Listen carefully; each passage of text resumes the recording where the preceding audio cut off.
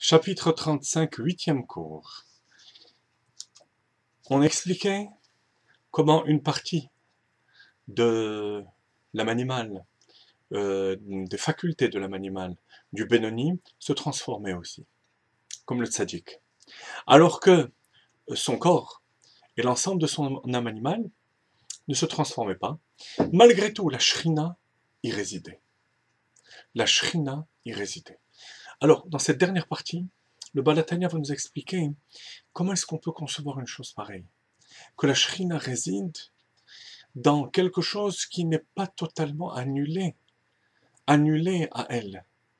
Il y a des midotraot, il y a des pulsions négatives, il y a, même si elles ne s'expriment pas concrètement, il y a le corps et l'âme animale qui n'ont pas de kedusha, qui n'ont pas de véritable sainteté dans ce sens qu'elles ne sont pas annulées à Kadosh Baruch Hu. Dès lors, on peut se poser la question, comment est-ce que on peut dire que la Shrina y réside? Alors, Admor Hazaken va rapporter, deux preuves du Talmud, page 162. Vezeu shekatuv, ou shrinta sharia al resha. D'abord du Zohar qu'on a vu, la Shrina réside sur la tête. Rappelez-vous que le Yenuka dit aux sages, ne diminuez pas la quantité d'huile, c'est-à-dire les mitzvot, qui vont permettre de relier la mèche à la flamme de la shrina. Mais ça, il le dit par rapport à l'interdiction de marcher la tête nue. C'est la raison, dit le Zohar, pour laquelle un juif marche la tête couverte, pour se rappeler que la shrina réside au-dessus de lui. Quelle est la preuve à ce qu'on vient d'avancer? Tout simplement que la kippa qui est sur notre tête n'est pas là qu'au moment de l'accomplissement d'une mitzvah. Elle est là en permanence, même au moment où on s'occupe de choses tout à fait matérielles. On a donc la preuve que la shrina ne réside pas seulement sur la partie de l'âme animale qui est occupée au mitzvot, mais sur l'ensemble de l'âme animale, sur l'ensemble du corps. Ça, c'est la première preuve. Deuxième preuve, Vechen akol bi asara shrinta sharia. La Gemara dit dans Sanhedrin, à chaque fois que 10 juifs sont réunis. Et là-bas, il ne s'agit même pas de juifs qui sont en train d'étudier la Torah. Si ils ne disent pas des choses interdites, comme le lashon hara, la médisance, les tzanout, etc., la shrina réside. À tel point, dit le Maggid de Mezrich, la puissance de la shrina se révèle à cet endroit, que si un ange vient à passer par là, un ange qui n'a pas une mission particulière, un ange, c'est pour ça qu'on dit si, de manière conditionnelle, hypothétique, il brûle entièrement dans la lumière de la shrina qui est dégagée par la kedusha de ces 10 juifs, ou plutôt sur lesquels ces 10 juifs, la shrina réside. Or, on voit une fois de plus que ces 10 juifs ne sont pas en train d'étudier la Torah ou de faire des mitzvot.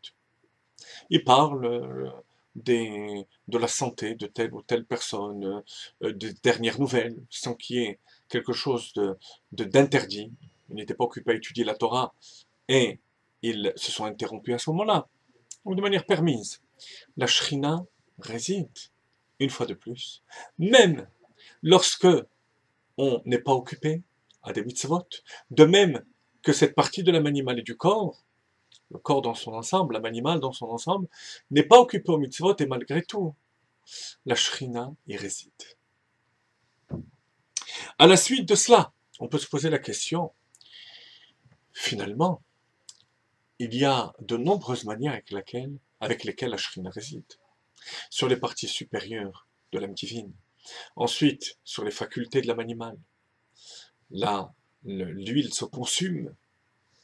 Ensuite, sur les parties inférieures, la shrina réside par en haut.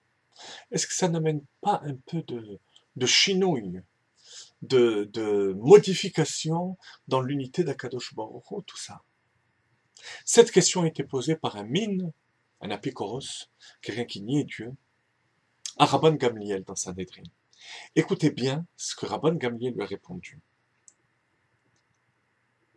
והנה כל בחינת המשכת אור השכינה שהיא בחינת גילוי אור אינסוף ברוך הוא אינו נקרא שינוי חס ושלום בו יתברך. Non, ça ne s'appelle pas une modification dans l'unité de Dieu. ולא ריבוי, ni un aspect pluriel de l'entité divine. כדאיתא בסנהדרין דאמר לה ההוא מינה לרבן גמליאל אמריתו כל בעשרה שכינתא שריה. כמה שכינתא יתלכו? Il demande à Rabban Gamliel, vous dites, à chaque fois qu'il y a des juifs qui sont réunis, la Shrina réside. Combien de dieux, combien de Shrina avez-vous? Rabban Gamliel lui réponda de manière percutante, par un machal, une parabole. Mais or Hashemesh anichnas becholonu drabim ve'amaskil yavim. Regarde le soleil.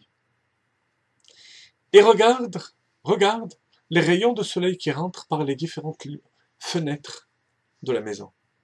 Tu as 6, 10, 12 faisceaux de lumière. Combien de soleils avons-nous?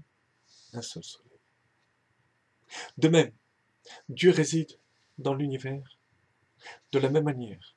Avant la création, après la création. Avant l'accomplissement de la mitzvah, après l'accomplissement de la mitzvah. La différence, c'est par rapport à nous.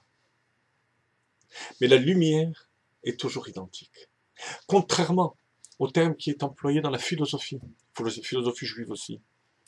Shefa, l'influence, entre guillemets, comme l'influence intellectuelle du maître à l'élève,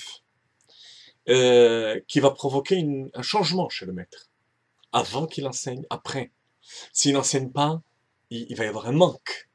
La lumière, elle, qu'elle soit reçue ou pas, à quelle distance, de quelle manière, peu importe.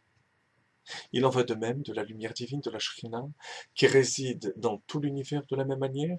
Malgré tout, il y a les différentes manifestations de la Shrina qu'on a étudiées dans ce chapitre 35.